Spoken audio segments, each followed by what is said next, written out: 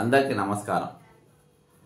మరి గడిచిన కొద్ది రోజులుగా అంటే సంవత్సరం పాటు దాదాపు 49 మంది ఎస్సీ ఎస్టీ బీసీ మైనారిటీకు చెందినటువంటి మరి విద్యార్థులు గురుకులాలలో వాళ్ళ తల్లిదండ్రులు మరి వీరు మమ్మల్ని కాపాడతారని చెప్పి ఆ గురుకులాలలో పంపితే మరి ఇప్పటికీ 49 మంది మరణించడం జరిగింది. మరి వారికి ప్రతి కుటుంబానికి మినిమం తక్కువ 25 లక్షల రూపాయలు ఎక్స్‌గ్రేషియా ప్రతి కుటుంబానికి ఇవ్వాలని ఈరోజు జాతీయ మానవ హక్కుల కమిషన్ను ఆశ్రయించడం జరిగింది. ఈ నెల 2వ తారీఖున నేను గురుకులాల్లో మరణించిన ఎస్సీ విద్యార్థుల ఫోటోలతో సహా మరి అందులో మరణించినటువంటి విద్యార్థుల యొక్క నివేదికను నేను జాతీయ ఎస్సీ కమిషన్కి ఇచ్చిన. జాతీయ ఎస్సీ కమిషన్ వారు స్పందించి వెంటనే ప్రభుత్వానికి దీనిపైన నివేదిక ఇవ్వాలని చెప్పేసి వారికి నోటీసు సర్వ్ చేయడం జరిగింది. ఇది నోటీస్ ఇవ్వడం జరిగింది 15 రోజులలో ఇవ్వాలని. కానీ ఇంతవరకు వారికి ఎటువంటి జవాబు జాతీయ ఎస్సీ కమిషన్కి ఇవ్వకపోవడం వల్ల నేను మళ్ళీ మన సోమవారం రోజు వారిని కలిసినప్పుడు మళ్ళీ ఒక రిమైండర్ వారికి పంపడం జరిగింది. ఈరోజు సోషల్ వెల్ఫేర్ మినిస్ట్రీ బాజాప్తా ముఖ్యమంత్రి దగ్గరనే పెట్టుకున్నాడు. ఎడ్యుకేషన్ మినిస్ట్రీ ముఖ్యమంత్రి దగ్గరనే పెట్టుకున్నాడు. హైయర్ ఎడ్యుకేషన్ ముఖ్యమంత్రి దగ్గర పెట్టుకున్నాడు. కాబట్టి మా పిల్లలకు మంచి భోజనం దొరుకుతుంది. గత ప్రభుత్వం ఇచ్చిన దానికంటే ఇంకా మంచి భోజనం దొరుకుతుంది. గత ప్రభుత్వం ఇచ్చిన ఫెసిలిటీస్ కంటే ఇంకా మంచి ఫెసిలిటీస్ దొరుకుతాయి.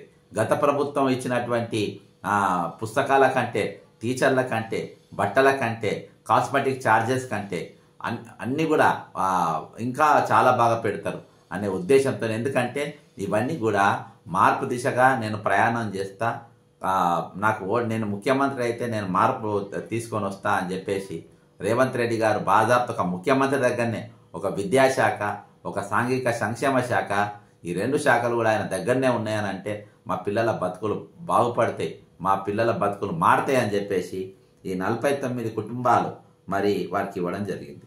దాదాపు 1000 మంది ఇప్పటికీ మరి వివిధ అంటే ఫుడ్ పాయిజన్ వల్ల, ఎలుకల కాటు వల్ల, పాముల కాటు వల్ల, అపరిశుభ్రమైన పరిసరాల వల్ల, మరి ఫుడ్ కంటామినేషన్ వల్ల, విషపూరితమైన ఆహారం తినడం వల్ల ఈరోజు ఎప్పుడు చూసినా ఏదో ఒక హాస్పిటల్లో 10ల సంఖ్యలలో 100ల సంఖ్యలలో హాస్పిటల్లో అడ్మిట్ అవ్వడం జరుగుతూ ఉంది. అవన్నీ మనం నిత్యం చూస్తున్నాం.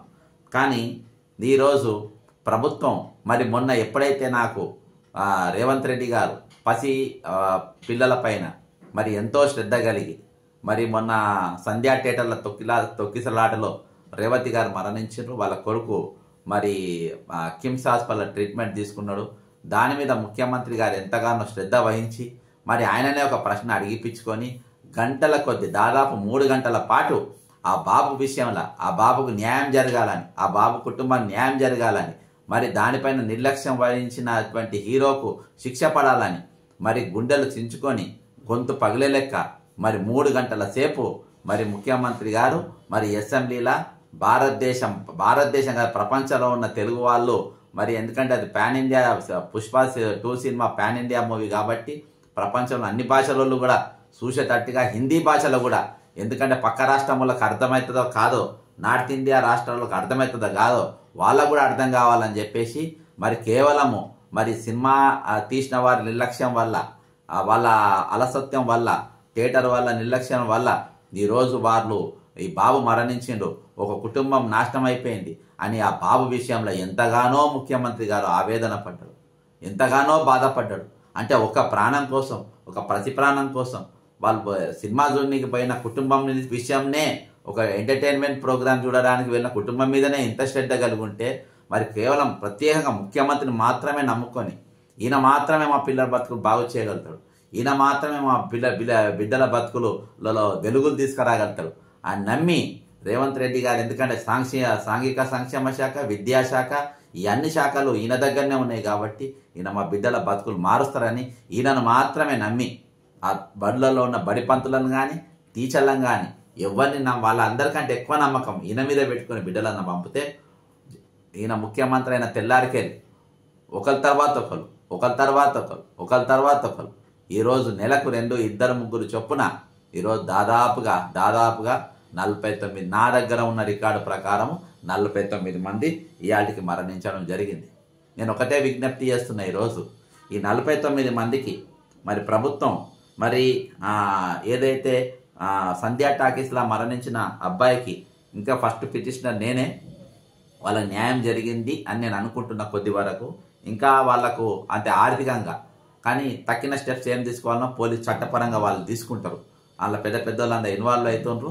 ఈరోజు రేవంత్ రెడ్డి గారు దాన్ని అడ్డం పెట్టుకొని మరి థియేటర్ల సినిమాలు ఆయన పెద్దలందరూ వచ్చి ఆయనకు అభినందనలు తెలియజేయాలని అనుకున్నారు.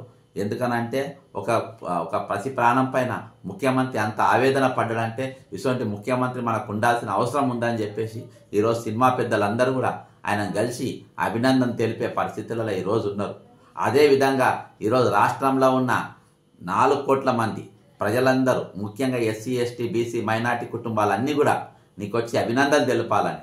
ఎప్పుడైతే ఈ 49 కుటుంబ మరణాలకు అంటే నీవే కారణం అవుతావు, రేవంత్ రెడ్డి గారే కారణం. ఏదైతే మరి సంధ్యా టాకీస్లా మరణించిన రేవతి కుటుంబానికి ఏ విధంగానైతే అల్లు అర్జున్ బాధ్యుడని మీరు పేర్కొన్నారు, అదేవిధంగా నిన్ను నమ్మి వీళ్ళు వచ్చింది కాబట్టి వీళ్ళ కాపాడడంలో, వీళ్ళను సరి అయిన నాణ్యత గల ఆహారం ఇవ్వడంలో, నాణ్యతమైన పరిసర ప్రాంతాలు మంచిగా ఉంచడంలో కానీ, లేకుంటే అక్కడ వార్డన్ను పెట్టడంలో కానీ, లేకుంటే సరి అయిన ఏది వాళ్లకు వాతావరణం కల్పించడంలో కానీ ముఖ్యమంత్రి రేవంత్ రెడ్డి గారు విఫలమైనందువల్ల ఈ 49 మంది మరణాల కారణము 100% సాంఘిక సంక్షేమ మంత్రిత్వం ఒరగబెడుతున్నటువంటి ముఖ్యమంత్రి రేవంత్ రెడ్డి గారు దీనికి పూర్తి బాధ్యత వహించాలి. కాబట్టి ఈరోజు నేను ఎన్హెచ్ఆర్సీకి ఇచ్చిన ఫిర్యాదులో చాలా రికమెండేషన్ చేసిన, దాదాపు 9 పేజీల రికమెండేషన్ నేను వారికి ఇచ్చిన. నేను అన్ని మీడియాలకు ఈరోజు ప్రతి ఎలక్ట్రానిక్ మీడియాకు నేను ఖచ్చితంగా పంపుతా.